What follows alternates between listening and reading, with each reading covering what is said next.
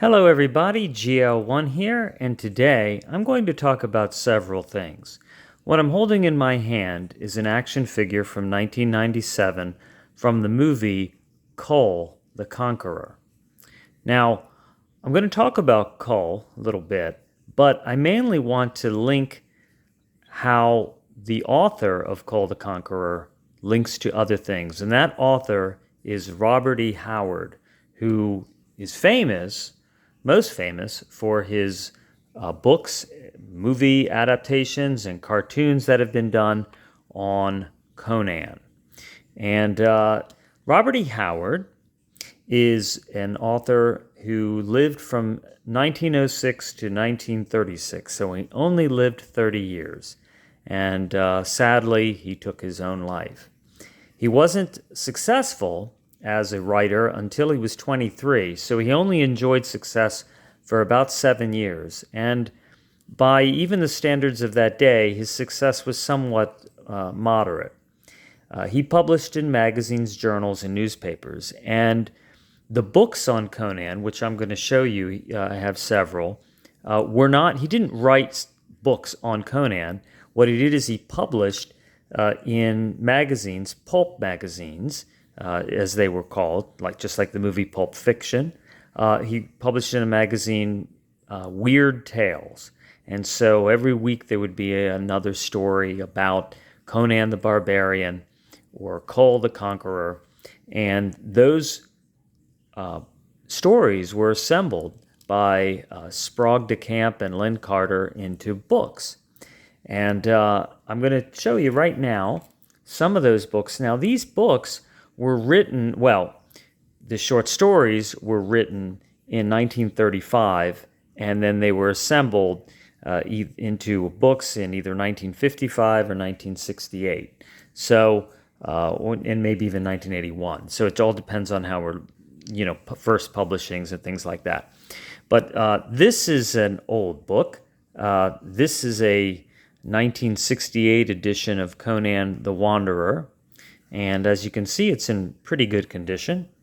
The drawings of Conan on the covers differed greatly in muscularity and artistic style. This is the Conan that you commonly see in the comic book, and it's just a fantastically done figure. I'm going to go through that a little bit, some of the details on that. So here's Conan the Avenger. These three are all, written in 35 and initially published in 55, and then these are 1968 editions. So they're over 50 years old. So you can see this is a much more muscular Conan. When I was young, I read all the Conan novels, and it really is what got me into bodybuilding, lifting weights, and going hiking, and swords, and shields, and making my own armor, and a whole bunch of things. It really had a huge influence in my life. So this is Conan the Conqueror. And this is a very famous story, Red Nails. A lot of people like this one. So if you want to introduce yourself to Conan, you might like this one a lot. This is the hardcover edition. And all three of these hardcovers are from 1968. So I have a soft cover back here too, same cover. And I know they're violent, it's terrible, the violence, but that was very popular. And he's really always going up against magic and wizards and things. So people of the Black Circle, and he just was afraid of magic, and he would always end up in these circumstances where he'd end up coming up against a wizard or some magical creature or whatever, and through his brute strength, he would conquer it. And so, Conan the Conqueror. And he was many things in his career as Conan. Now, this one here, this was also from 1955, but this book is from 1981, and I've owned this since then. I used to read this over and over again. It's very illustrated. There's some pictures in here, not for children, but there's a lot of illustrations in here, And see, I just want to make sure. Okay, there he is. And the Conan that's drawn in this is very much like this action figure. So this is, contemporaneous with the comic books, the Savage Sword of Conan. As you can see now, there's a drawing of Conan, and you can see the face, very similar. Okay, so this is also a fun book to have. And all right, so this Conan figure, as you can see, this is actually from 2007, and this is Toy Biz designed this figure. And so that's why it has all these great features like the double elbows and the double knees. All the way back then, you have, the big axe and actually a metal chain on the end of it. And let's see, you have a non-removable dagger, but then in the back, you have a big broadsword, the famous Conan broadsword, right there. So there's the hilt. All right, so, I do have Conan figures. This is like a wolf pelt.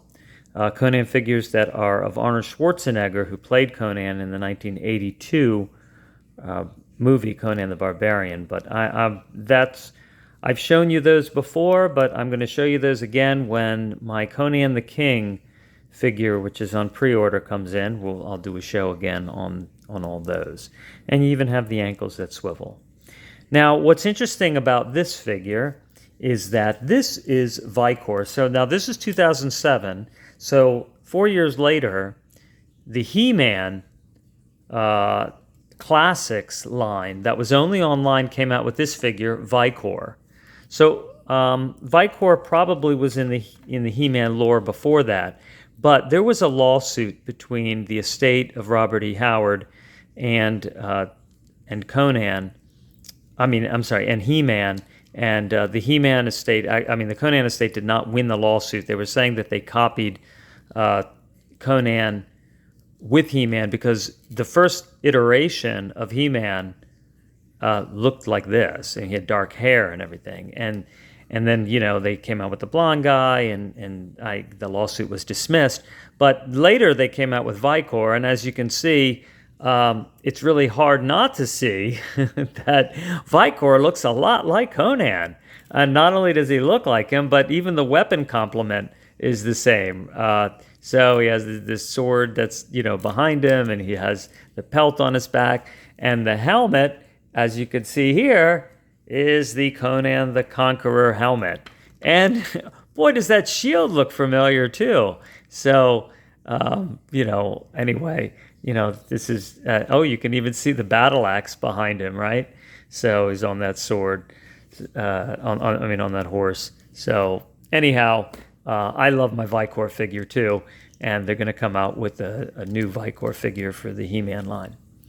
All right, so I'm almost where I'm going to talk about the Kull action figure. But before I do, I want to tell you that Jack London wrote The Call of the Wild, and he was pen pals with Robert E. Howard. Now, when I was a kid and I was reading these books and I read Call of the Wild, I noticed that the writing style and the description of the dog in whether it was White Fang or Call of the Wild was the same writing style that Robert E. Howard had written about Conan, the same description of the muscles and things. And I wondered about that, and then I found out that they were pen pals. And now, Jack London was born in 1976 and died in 1916, so he died at 40, also from suicide. He had a 17-year writing career, and he made $1 million and wrote over 50 books and things. So he was very successful and very well known for Call of the Wild and White Fang. And if you read Conan novels and read Call of the Wild, you're going to notice too the writing style is the same. They were pen pals. They both committed suicide. I don't know that there's any kind of link there, but it's just an interesting coincidence. And as I've said before, I'm a pattern guy, and I notice patterns, and I go, look at that. All right. So in 1997, the movie Kull the Conqueror came out. You'll notice it's like Conan the Conqueror. And it was played by Kevin Sorbo. And they came out with this action figure. And this is a really different kind of action figure. And I'm going to show you why. Okay, so all right, so you have your figure here, and he's got some elbows and some shoulders, and he's got knees, and yeah, these things come off really easily. His forearm guards, and he has knees that bend, and his legs only go back and forth, and he's very muscular. But what's cool about it is the head. I mean, it's a squishy head. So it's not hard plastic, it's very squishy, and it has like Barbie hair attached, and it's a little rubber band around it. So, do you ever see that today where you have a 5-inch action figure with real hair with a squishy head? You don't. And I think that I always thought that was cool. And there were other figures, but I just figured I'd just get one back then. It's just one to represent this line. And then you have a big sword that comes out here. And, this sword actually looks similar to, I was noticing, let me see if I noticed, maybe it was this one in the back.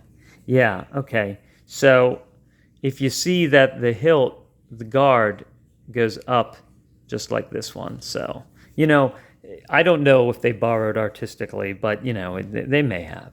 All right, so, and all of this comes off. So this slides over, and actually it unbuckles. And then his armor comes off. All right, and then look at that. He's got like a cloth outfit. He's very muscular.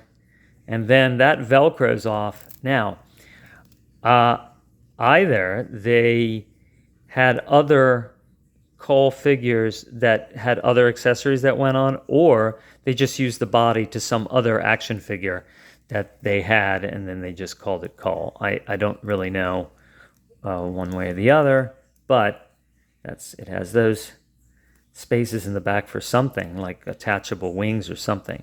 So this is what he looks like underneath, and is very Conan-esque, right? And if you read the Conan novels, they always describe Conan's jet black hair, his sort of primitive cut hair, like just cut just right across the top so it wouldn't get in his eyes, nothing fancy, and his volcanic blue eyes, just very blue. And they did all that with this action figure. So anyway, I just wanted to show you guys, this is a roundabout way to show you this Kull action figure. And look at those hamstrings on that guy. Good calf development too. So, and of course, incredible quads. So anyway, just wanted to show this to you. I hope you enjoyed it and all of the things that surround Robert E. Howard. Thanks for watching. See you soon.